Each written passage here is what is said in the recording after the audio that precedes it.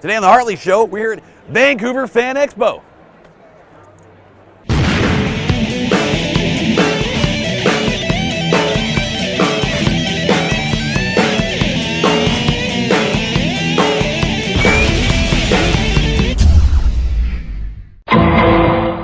We're here with Ken Kirzinger and Brad Loree, a couple of horror legends.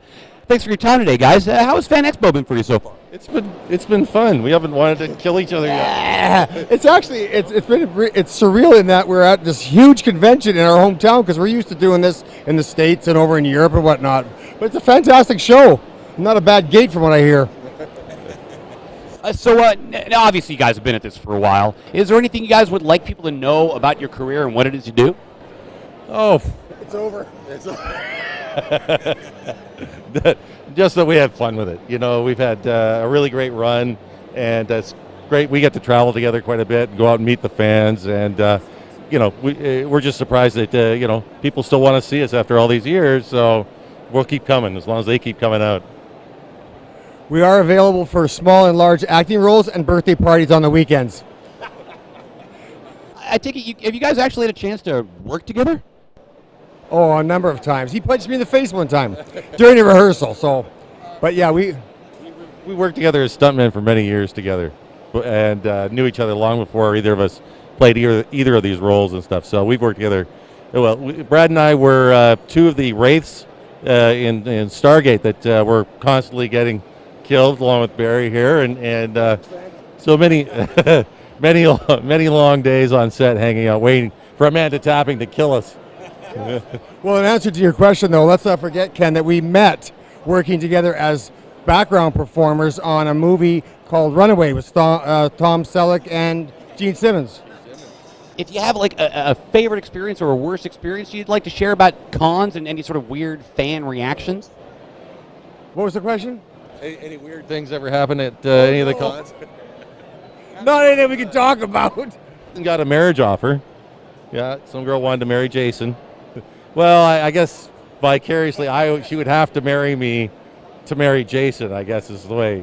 One of the things that comes to mind for weird to me was when people have come up to Ken and I and asked us to autograph their bodies, and then they immediately go and get our autographs tattooed onto their skin for the rest of their lives. That, to me, comes under the weird category. So obviously, since you guys have been doing the con scene for a while, what do you think about, have you seen a visible growth or a progression in cons in the time you've been doing this stuff? Now they're specializing.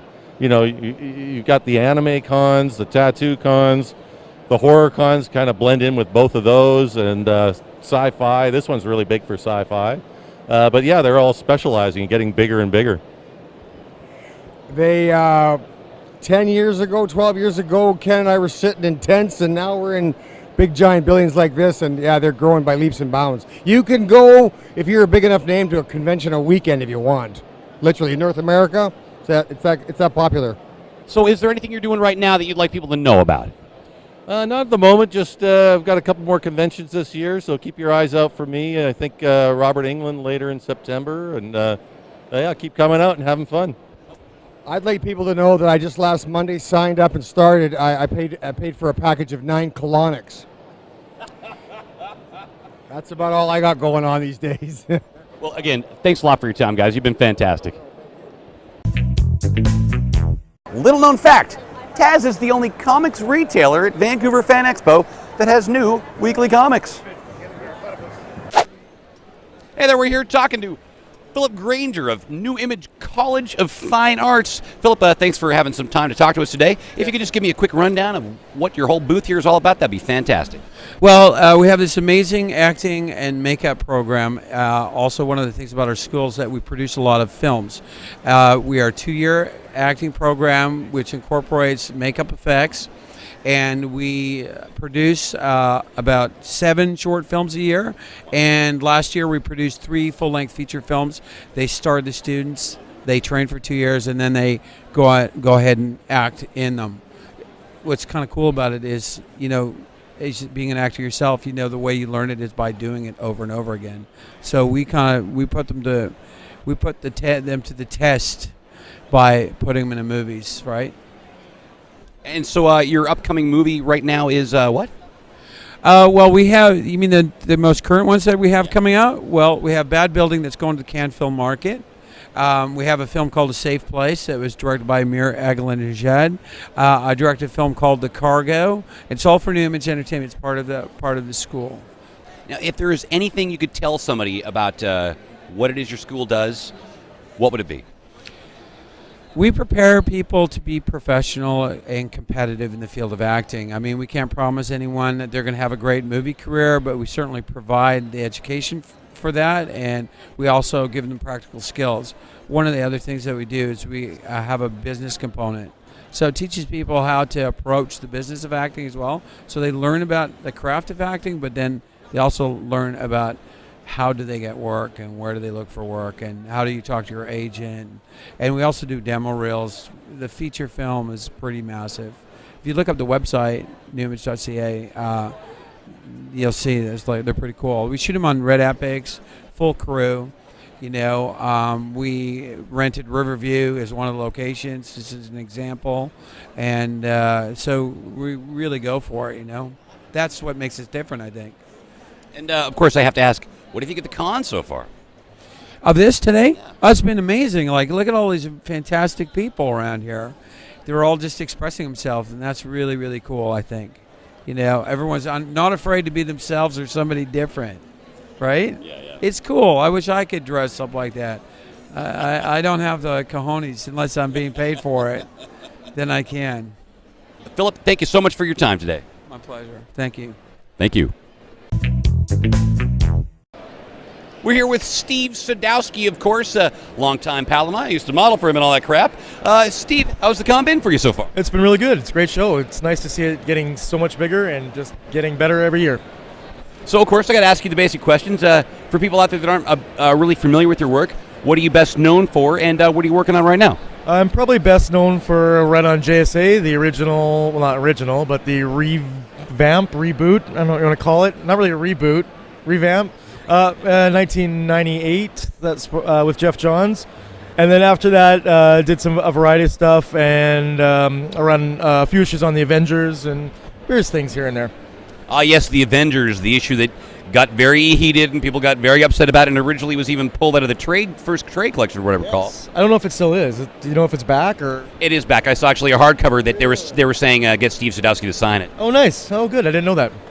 And now, actually, and speaking of, that's a great topic. Do you feel like covering why people were so upset about that particular issue in question? I had no idea it was going to be that kind of reception. It was the weirdest thing. I thought it was going to be a really simple, sort of normal thing. I didn't think it was going to be I knew it was a sexy scene, but I didn't think it was going to be perceived quite the way it was. But of course, as you and I both know, having read the script, there wasn't any intense sexuality. It was just a sensual scene that people took from that, this weird sexually charged stuff. Well, it was definitely implied. There was a lot of implications in the scene, but in the script it said, they're obviously in the throes of something and they're sweaty. So you put sweat on them, but then people take it to another level. You never know where people are going to take these things. So what are you working on right now?